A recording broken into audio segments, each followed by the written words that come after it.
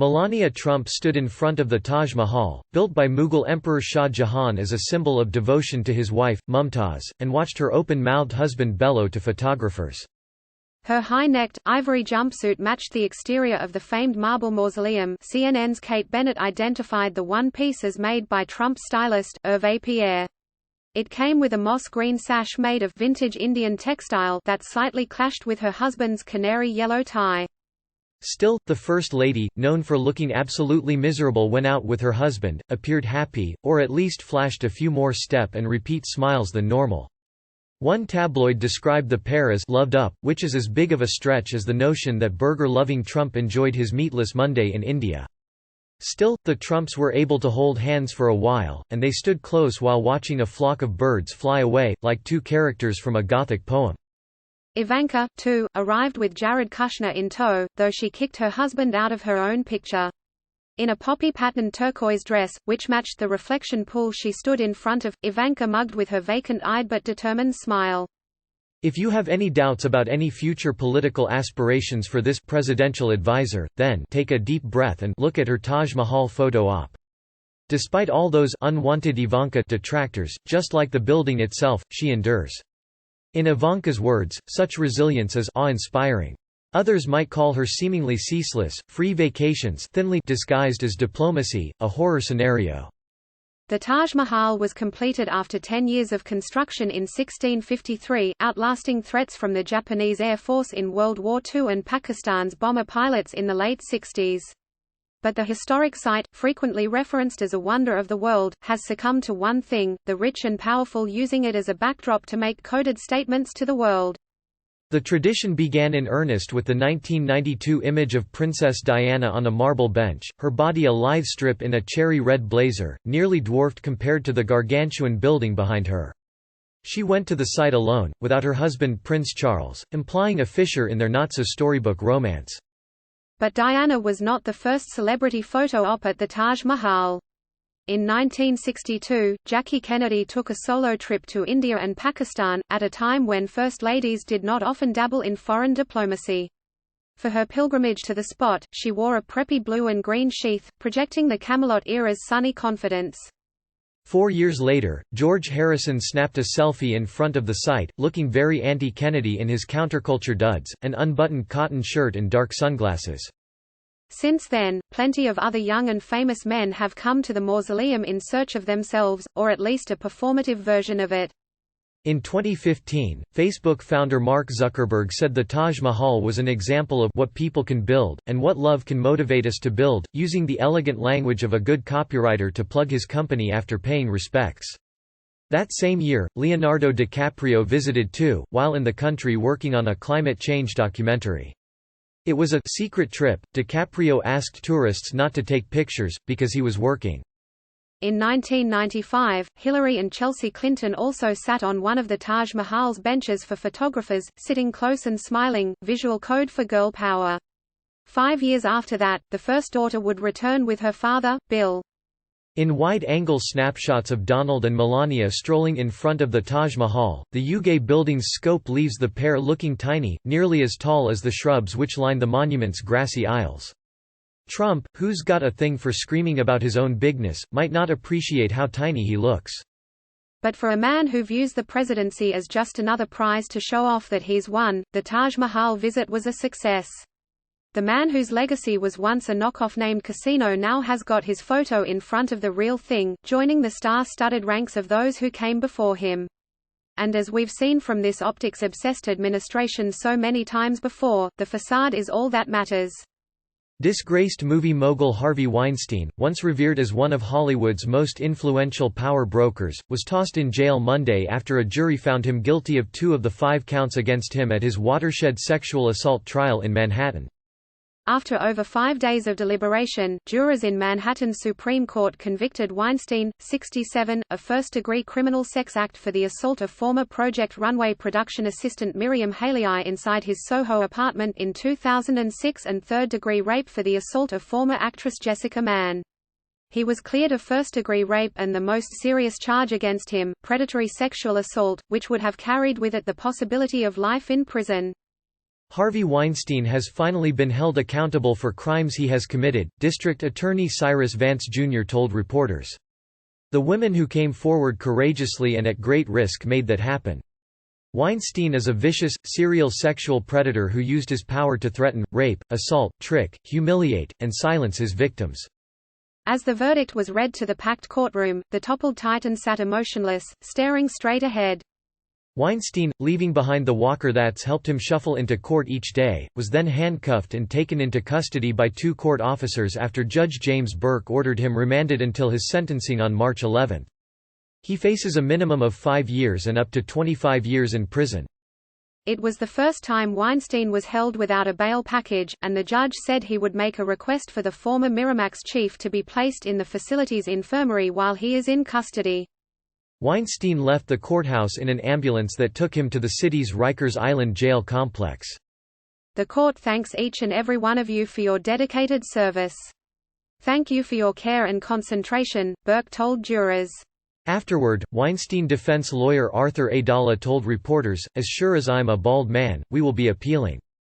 Harvey is unbelievably strong. He took it like a man, defense attorney Donna Rotunno, who's previously made controversial comments about his case, added. As jurors were escorted from the courthouse and whisked away in a white van, jury foreman Bernard Cody told reporters that he was personally devastated by the verdict. It was devastating. I'll talk later, he said, refusing to elaborate. Another juror told the Daily Beast that Monday's court proceedings were very stressful and emotional. The last day, today, was particularly hard.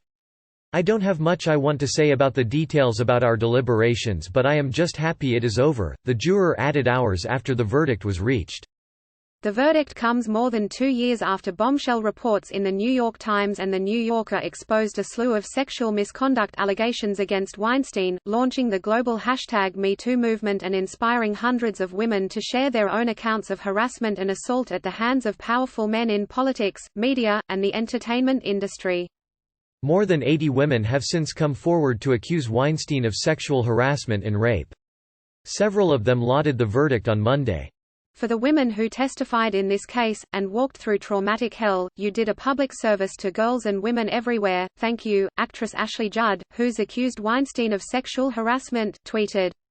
Throughout his 4-week trial, prosecutors argued the Pulp Fiction producer used his power and prestige in the entertainment industry to prey on women for over 3 decades, promising to kickstart their careers in exchange for sex acts. The universe is run by Weinstein, so, therefore, they don't get to complain when they're stepped on, spit on, demoralized, and then, yes, raped and abused, Assistant District Attorney Jonah Luzzi said during her closing arguments. He made sure he can contact the people he was worried about as a little check to make sure one day they wouldn't walk out in the shadows and call him what he was, an abusive rapist. Jurors heard from 6 of Weinstein's accusers at trial, with most of them claiming the Oscar winner lured them into isolated places to discuss their futures in the entertainment industry before sexually assaulting them. The women admitted they never told the authorities about the abuse out of embarrassment and fear that Weinstein would ruin their chances of making it in Hollywood. I decided that going to the police was not an option for me. Halehi testified in January. Also, Harvey has a lot more power and resources, and I really didn't think I would stand a chance. Weinstein's defense, however, maintained he only had consensual sexual relationships with the women who testified against him, insisting that the film Titan was too busy to develop some grand plan to meet women and was actually the one being used by aspiring actresses for career gain. Rotunno argued prosecutors created an alternate universe that stripped adult women of common sense, autonomy, and responsibility and urged jurors to disregard their gut feelings about the producer. You don't have to like Mr. Weinstein, this is not a popularity contest, Rotunno insisted. In this country, it is the unpopular person that needs a jury the most. At trial, Halehi, a 42-year-old former Project Runway production assistant, emotionally recounted to jurors how Weinstein allegedly forcibly performed oral sex on her in 2006 at his Soho home, where she thought they were going to discuss business opportunities. Weeks later, she said she had unwanted sex with Weinstein in a Tribeca hotel room. The first incident was deeply embarrassing, but I didn't blame myself. The second time, I hadn't struggled enough and just endured it, said Halehi, 42. I just gave up. As she sought to pick apart the defense's argument that the London-born Halei was using Weinstein for career opportunities that would allow her to remain in the United States, Aluzzi stressed that a woman should be able to go unescorted to a man's apartment and not suffer sexual assault. She wasn't going to Harvey Weinstein's apartment to have sex with Harvey Weinstein. She was going to Harvey Weinstein's apartment to be polite and professional, the prosecutor said. Is that consent? Is that consent to have sex?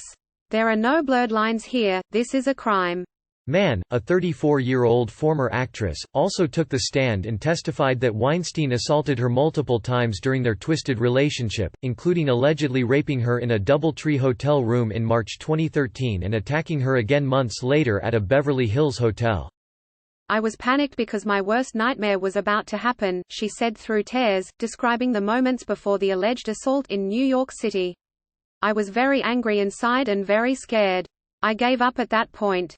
Born on a dairy farm in Washington state and raised in the evangelical faith, Mann garnered audible gasps in the courtroom as she described her extremely degrading relationship with Weinstein, at one point describing his body as deformed with extreme scarring. She also said he injected himself with medicine to maintain an erection. In an attempt to discredit her account, Weinstein's defense showed jurors numerous friendly emails Mann sent to the producer after the alleged assaults. The question for you is not whether Jessica Mann made a bad decision, the question for you is whether Jessica Mann is lying about it if she's telling you the truth, that she was raped, Aluzzi countered. In addition to Mann and Haley, jurors have also heard from 4 corroborating witnesses whose allegations fall outside the statute of limitations: Sopranos actress Annabella Sciorra, who said Weinstein violently raped her in her apartment in 1993 or 1994; Dawn Dunning, who said Weinstein sexually assaulted her in 2004; Terrell Wolfe, who was allegedly assaulted by the producer a year later; and Lauren Young, who was allegedly assaulted in Weinstein's Beverly Hills hotel room days before the 2013 Oscars.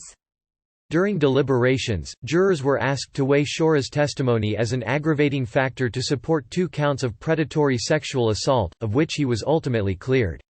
Weinstein's legal battle, however, doesn't end with Monday's conviction.